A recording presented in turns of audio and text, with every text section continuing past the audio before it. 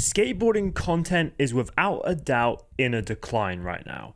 But is the actual skateboarding scene in decline? Well, when it comes to physical products and actual skate shops, in the UK at least, our skate shop is selling boards pretty well. My friend's skate shop is selling so many boards that they've actually just massively upgraded the size of their shop. Like, the physical stores are actually doing pretty well right now, at least in our neck of the woods. However, there is no denying the actual content side of things. Like, there are creators with millions of subscribers struggling to break 10,000 views. Now, this is obviously a bit of a phenomenon in skateboarding. Not many people are interested in the content side of things right now.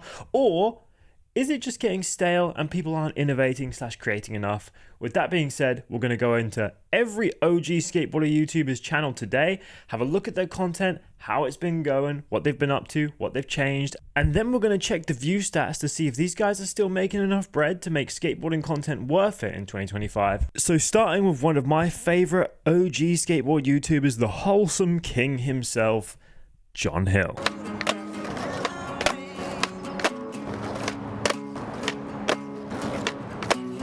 So for those that don't know, John Hill is a very, very OG skateboarding YouTuber. If we filter by oldest, he's got videos on here from 10 years ago. Now, I believe those actually videos older than this. They've just since been privated or removed. But what was John's peak? How far did he actually go? Well, if we filter by popular next, we can have a look and see that he's got some mad views on some of these videos. 2.3 mil, 2.4 mil, 3.1, 3.7. But the thing we're looking for here is how recent the last big one was. So obviously 8 years, 8 years, 9 years, 8 years, 8 years, 8 years, 8 years, 7 years, 8 years. Like, when you're looking at a creator to see if they're still like pushing the envelope and still getting good results, you might want to have a look at their most popular videos and see if they've had any like happen in the last year to 2 years, because as you can see in John Hill's case, it's been a very long time since he's had a popular video. But if we go to the latest, he's actually made a bit of a pivot in his content recently. He's obviously just had a kid in the last like year or two, I believe. And since then, his whole content strategy has seemed to shift into trying to do like self-improvement type stuff, back into skateboarding. Then he's doing a business. Then he's going exploring abandoned malls. Then he's just doing all this different stuff that I think is confusing the YouTube algorithm and certainly his audience. But at this point, I think John's made a good bit of money off YouTube and he probably doesn't need to worry too much. But just out of curiosity, let's check view stats and see a little estimation of what he's still earning to this day. Okay, so John's channel is only doing 215,000 views and half of those are shorts. So John's long form videos about 110,000. This channel is probably making 278 to 73. Is that accurate? I would say, yeah, probably about $500 he's probably making at the minute. So not quite enough to support a family. Thank God John's wife also does YouTube and she's in the technology space, which not only has more consistent viewer base, two, earns a lot more money than skateboarding does. So John, I think, is going to be doing all right. Let's go on to the next OG YouTuber, and that is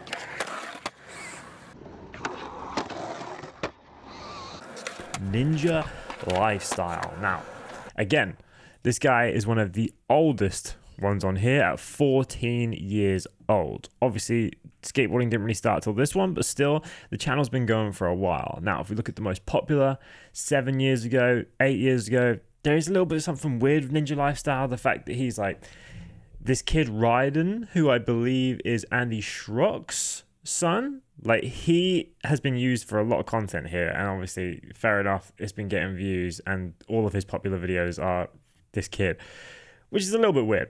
But anyway, let's look. 10 years, 14 years, 10 years, 10 years. It's been a very long time since anything big has happened here on this channel, the same as some of the previous ones, same as John Hill.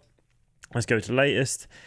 He is actually putting out a ton of content, but I think it's kind of at that point where he's putting out content just because it's easy to make. Like, these reaction videos, they're actually quite funny, I can't lie. Like, when it comes to reaction content, he is one of the ones that I will sometimes stick on as a laugh, because a lot of the time with reaction content, it can be quite dull. But yeah, this guy is actually quite funny. I enjoy Ninja Lifestyles. He's doing enough these days, I think, because he's uploading so frequently and actually getting some decent views on some, that he probably is making a decent amount of bread from this. So my man had 210,000, or I'd expect more than that considering he's got so many videos and he's publishing so frequently. But at least Most of them are long form videos. So the estimated revenue of 553 to 1.5, honestly, this is actually pretty spot on this website. With Social Blade, the old website, it was pretty inaccurate, but this one, actually not bad. Next, we've got Dumb Data. Now, Dumb Data is actually one of the ones on this list that I wanted to throw in as a curveball, as a more, as a more recent creator, because Dumb Data is actually one of the ones that is still pulling in half decent views when he does upload. Like, I would say in the skateboarding world, anything over 10,000 views consistently is pretty good. Unless, of course, you have like multiple millions of subscribers, then you should definitely be doing more.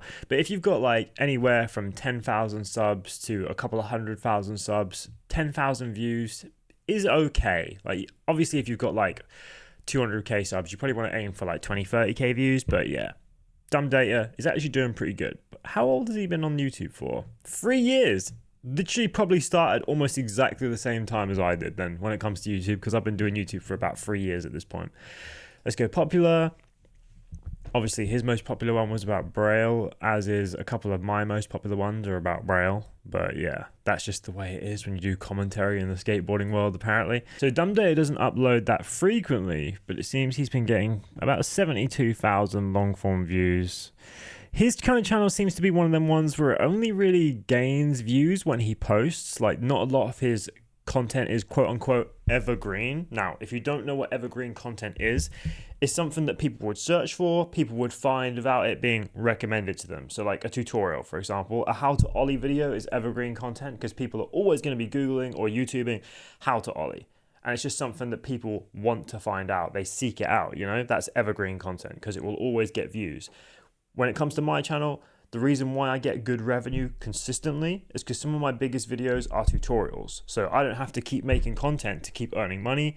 The tutorials just keep paying me every single month, regardless of me doing anything. So if you want to get into content on YouTube, I would highly recommend starting with tutorials, especially if you want a consistent revenue stream, because people are always searching for it. And that is another reason why Braille has managed to survive the storm, because there are thousands of tutorial videos. So they're always going to be searched for, and not everyone's going to know about the drama, about the beef. So it's always going to slip through the cracks, you know, when it comes to tutorial content. But yeah, that is one of the reasons why Dumb Data's channel is a very, like I said earlier, it only gets views when he posts. But he does get really good views, so it's definitely a respectable channel.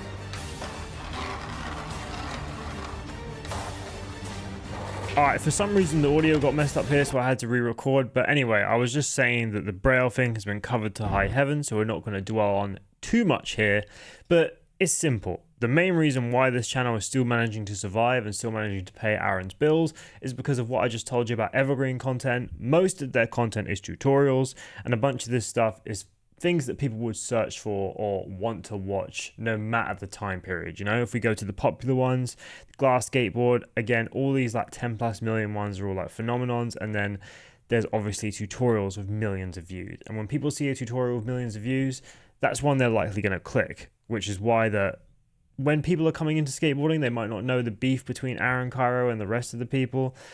So they go in, watch the tutorials without knowing who he is, and that's how the channel is still surviving. So if we go over to view stats real quick, we can see that, again, still making very decent revenue, 1.8 to 4.9k. However, with multiple employees, YouTube channel's probably not doing him much good at this point. The views, though, they're okay. Obviously, most of them are shorts views, which means he's only getting maybe like $800 from shorts and then maybe like a few thousand from long form. But the channel is still definitely at a point where it can survive with 1.9 billion views. But yeah, Braille are going to survive no matter what. So let's move on to the next one. Jay Films. Now, if you know Jay, you know he has just completed a skate across Japan. Before that, he completed a skate across America. Extremely, extremely impressive.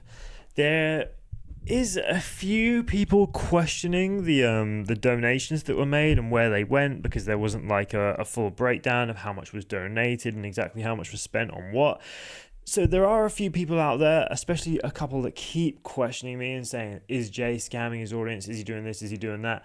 Personally, as someone who's spoken to Jay many times and have actually brought this subject up to him, I do think it's just a misunderstanding. Yes, we definitely could have done with more transparency when it comes to stuff like that. A little bit disorganized and not fully prepared for the magnitude of donations and views and attention that that whole series got.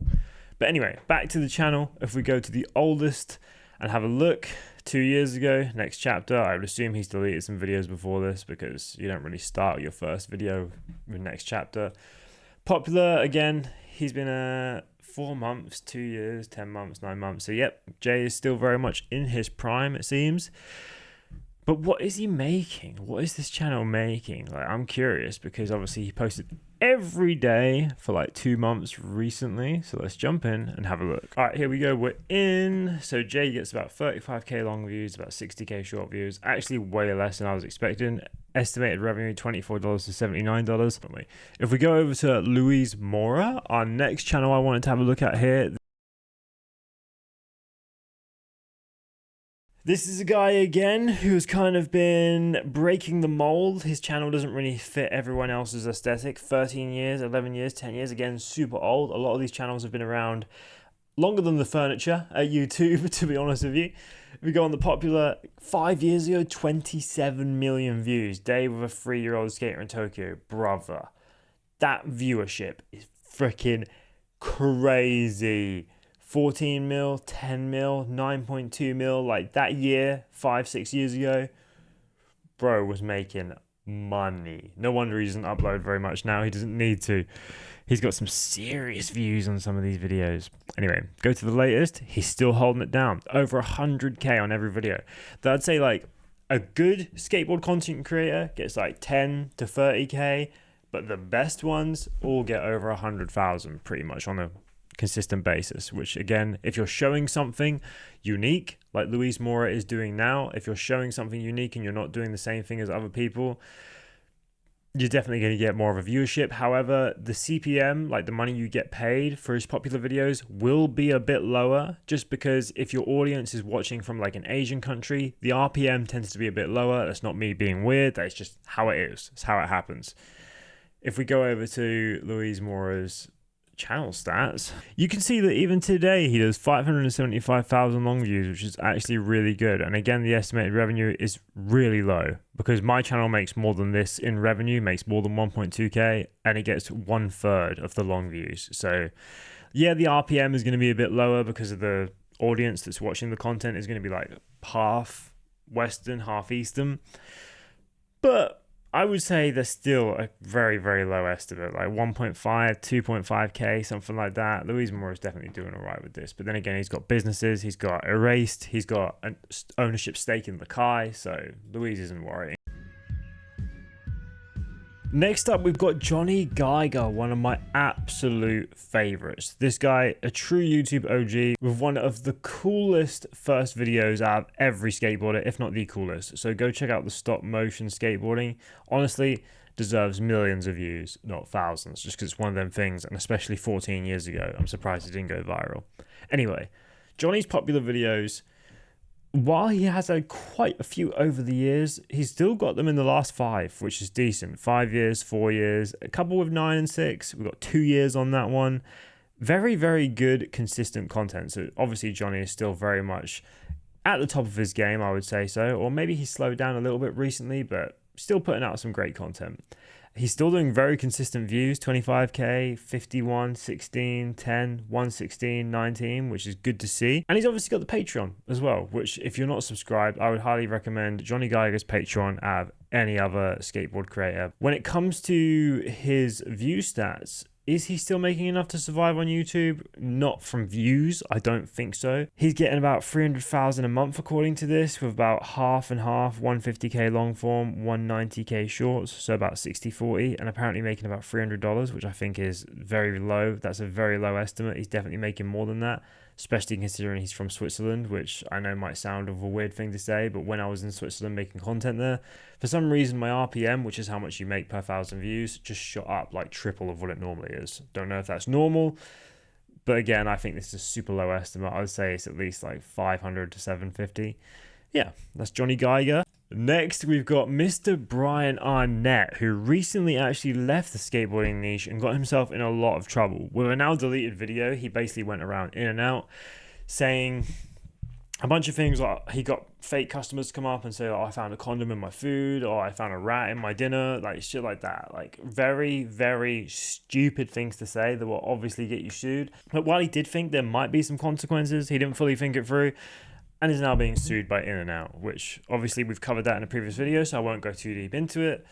But yeah, I'm not even going to bother looking at Brian's stats because he doesn't even do skateboarding content really anymore. He's got other channels for it, but this isn't it. 2 channels left to go.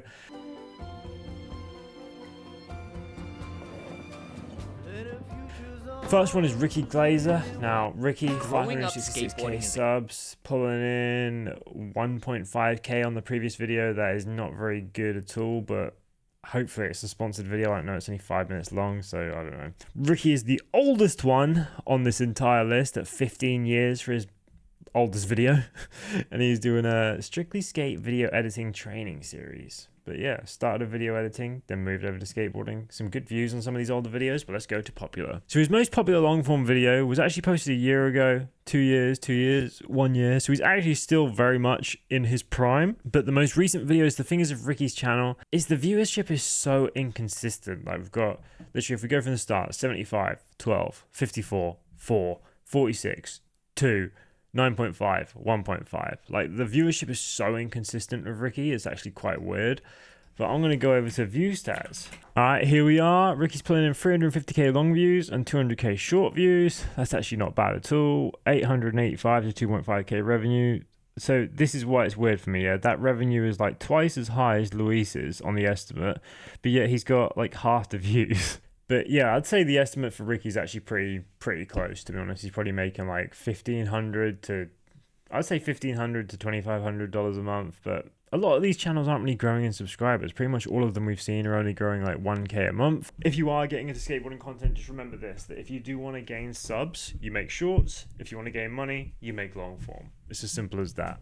But if I was you, I'd just make both, because subs equal more views, equal more money. You get the idea. We've got one channel left to go for, and that is Gifted Hater. Now, this guy has been breaking the mold for a while because his videos tend to always get 100 to a couple of 100,000 views pretty much all the time. No matter when he posts it, no matter how long of a break he takes, he always gets good views. If we go to the oldest, he's only been here 4 years, 1 year longer than me. And if we go to the popular, all of his obviously good videos are going to be in the last 2 to 4 years because he hasn't been here any longer than that. But yeah, Gifted Hater is definitely breaking the mold and doing some actually decent content out here, some actually unique content, which I think is why it gets such decent viewership all the time. So his channel, despite not uploading in months, still gets 160,000 long form videos, which, considering he's not done evergreen content, is actually a testament to how committed the Gifted Hater community is, which is very respectful, don't get me wrong. Even though he's the anti-respectful guy, I'd say his community is pretty strong. That is the state of skate content in 2025. What do you think of it? Do you have any feedback? Any content that you want to see? A direction you want it to go in? Or are you just sick of watching people like me talk about skateboarding online? Either way, thank you for watching, and I'll see you in the next one.